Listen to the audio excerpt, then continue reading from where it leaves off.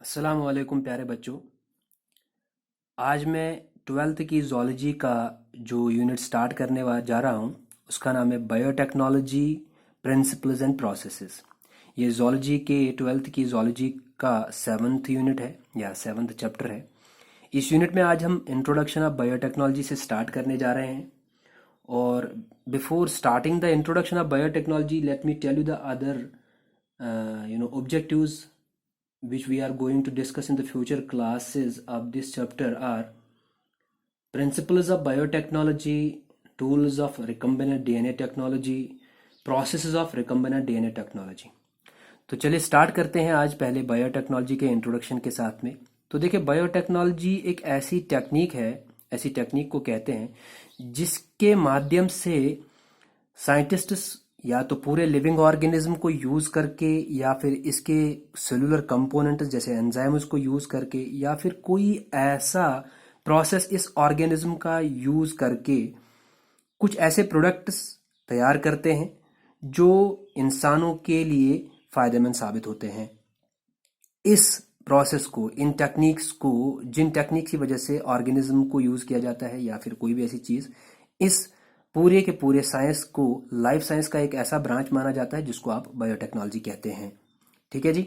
तो वही मैंने यहाँ पे आपके लिए डेफिनेशन में भी लिखा हुआ है कि बायोटेक्नोलॉजी में कि the term biotechnology refers to the technique of using living organisms, their cellular components और enzymes and other products to produce products and processes useful to us in industry। या तो वो इंडस्ट्री में इस्तेमाल किए जाते हैं जैसे फर्मेंटेशन इंडस्ट्री में जहाँ पे आप बियर वगैरह प्रिपेयर करते हैं, एग्रीकल्चर में जहाँ पे अलग अलग वेराइटीज़ के जो है क्या बोलते हैं इसको क्रॉप्स प्रिपेयर किए जाते हैं, मेडिसिन जहाँ पे दवाइयाँ बनाए जाते हैं, ठीक है, या फिर फूड प्रोसेसिंग में जहाँ पे फूड की जो या तो फिर ड्यूरेशन बढ़ा दी जाए या फिर फूड की क्वालिटी बढ़ा दी जाए या फिर फूड की क्वांटिटी बढ़ा दी जाए। तो इन सब चीज़ों में बायोटेक्नोलॉजी का इस्तेमाल किया जाता है।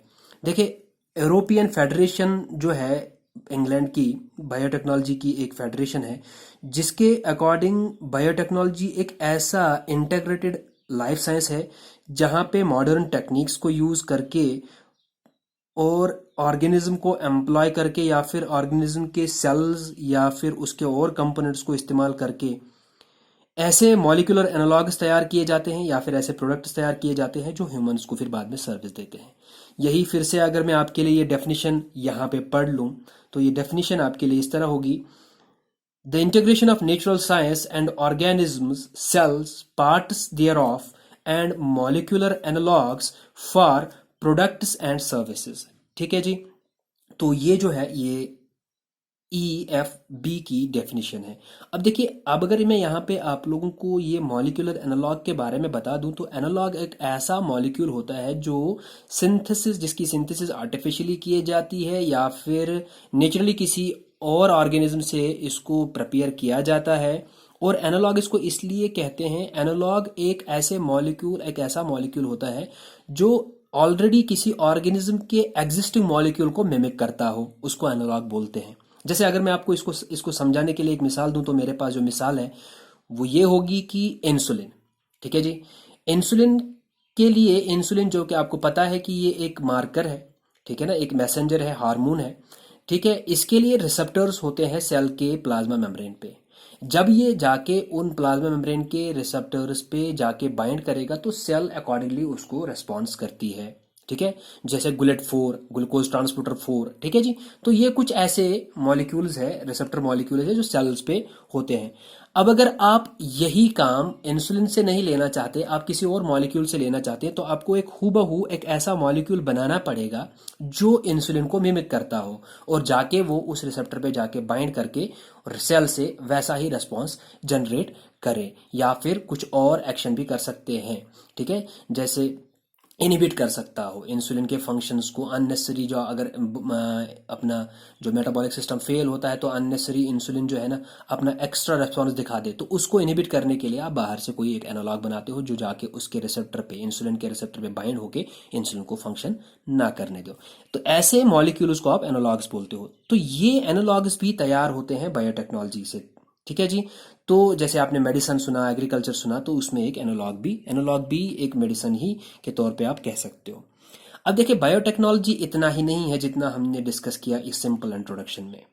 बायोटेक्नोलॉजी एक बहुत ही ब्रॉड साइंस है, लाइफ साइंस का एक ऐसा ब्रांच जिसमें बहुत सारे जो है क्या बोलते उसको एस्पेक्ट्स है। जैसे आप देख सकते हैं जीनोमिक्स है यहाँ पे, ठीक है जी। जीनोमिक्स का क्या मतलब होता है? तो total content of the genome present in an organism, उसको स्टडी करना। जैसे आपके पास 46 क्रोमोसोम्स है, उनमें वो 46 क्रोमोसोम्स की मैपिंग करना, उनमें कहाँ पे कौन सा जीन है, तो उसको आप जीनोमिक्स बोल सकते हो। प्रोटियोमिक्स अगेन वही हो गया, वो जीनोमिक्स हो गया, तो वो जीन्स के बारे में। यहाँ पे प्रोटियोमिक्स तो ये प्रोटीन्स के बारे में। प्लांट एग्रीकल्चर मैंने अभी बता दिया, या क्रॉप इंप्रूवमेंट अभी बता दिया कि क्रॉप इंप्रूवमेंट कैसे करते हैं। तो इसके लिए अगर आपको एग्जाम्पल चाहिए, आपने सुना होगा नाम ट्रिपल ड्वार्फ वीट जो है, वो एक वैरायटी है जो एक मैक्सिकन साइंटिस्ट ने प्रिपेयर किया था 1950s या 1960s के बीच में। तो जो है ये एक ऐसी वैरायटी है जो डॉफ है और डिजीज रेजिस्टेंट है और हाई क्वालिटी और अच्छा प्रोडक्ट वाला वीट प्रिपेयर करती है। तो ये एक बायोटेक्नोलॉजी की देन है जहाँ पे क्रॉप इंप्रूवमेंट हुई है। जेनेटिक इंजीनियरिंग, आजकल के दौर में आप कह सकते हो कि जेनेटिक इंजीनियरिंग एक ऐसा ब्रांच है जहाँ से बायोटेक्नोलॉजी का एक ऐसा एस्पेक्ट है जहाँ से आप जीन्स को मैनिपुलेट कर सकते हो। यानी कि आपको मैं बता दूं कि जो है जीन मैनिपुलेशन का क्या मतलब होता है, कि आप अपनी मर्जी से किसी जीन को मैनिपुलेट करते हो। यानी कि अगर किसी को अपने बच्चे में आंखों का रंग, हालांकि ये इतना अभी ज़्यादा नहीं हुआ है, आंखों का रंग उसको ब्लू कलर चाहिए, नीली आंखें चाहिए, है ना, ठीक है, तो वो उसके लिए वो जीन्स को भी ऐसे मैनिपुलेट कर सकता है या फिर उनको जो है ना एक्सप्रेस करा सकता है। ठीक है जी।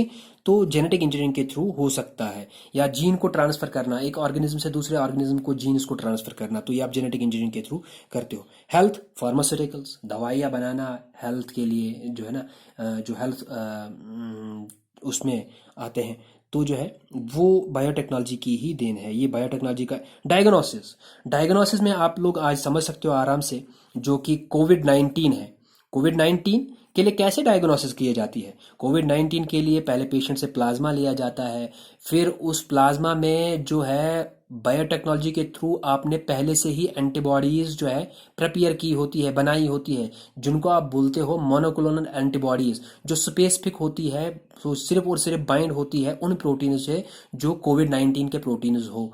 अब अगर आपने एक सैंपल लिया और आपने ये जो है मोनोक्लोनल एंटीबॉडीज, जो आप पढ़ोगे आगे क्लासेस में, आपने उनको इंट्रोड्यूस किया इस सैंपल में, अगर वो जाके वहां पे बाइंड हो गई उसके साथ में, तो इसका मतलब वो जो पेशेंट है उसमें कोविड 19 पॉजिटिव है। तो इस तरह डायग्नोसिस में बायोटेक्नोलॉजी इस्तेमाल की जाती है। फर्मेंटेशन आपको पता ही है, बियर वाइन वगैरह प्रिपेयर करना, जो ब्रेवरेज है और भी उनको फर्मेंटेशन के थ्रू करते हैं।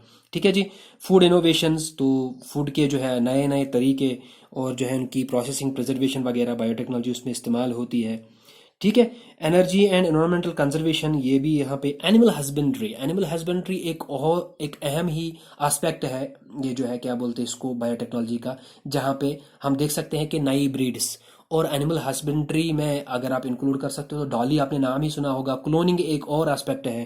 क्लोनिंग जो है, क्लोनिंग की वजह से या फिर क्रॉस ब्रीडिंग की वजह से हम लोग जो है अच्छी अच्छी वेराइटीज़ जो है या अच्छे अच्छे ब्रीड्स जो है एनिमल्स, जो डोमेस्टिक एनिमल्स है जो या हमारे लाइव स्टॉक बनाते हैं, जैसे आप ब्रॉयलर्स देख लो, वो जेनेटिकली मॉडिफाइड ऑर्गेनिजम्स कहलाते हैं, GMO, जेनेटिकली मॉडिफाइड ऑर्गेनिजम्स, तो वो यहाँ पे आएंगी। ठीक है जी। या फिर ऐसी ब्रीड्स एनिमल्स की जहाँ पे हमें ज़्यादा मिल्क प्रोडक्शन मिले।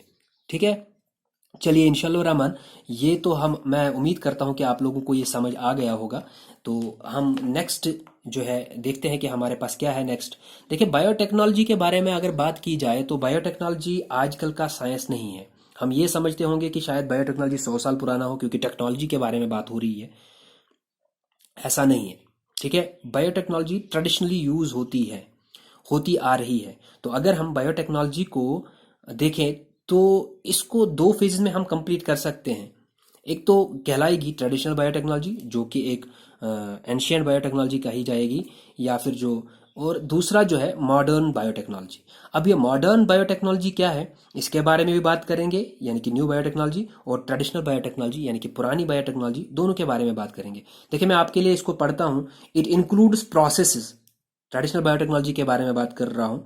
It includes the processes that are based on the natural capabilities of microorganisms. It has been used traditionally by humans for the preparation of curd, vinegar, ghee, wine, beer, and other alcoholic products. Some other products include idli, dosa, cheese, which humans have been using since ancient times. अब देखो क्या मतलब है इसका, ये जो मैंने आप लोगों के लिए पढ़ा.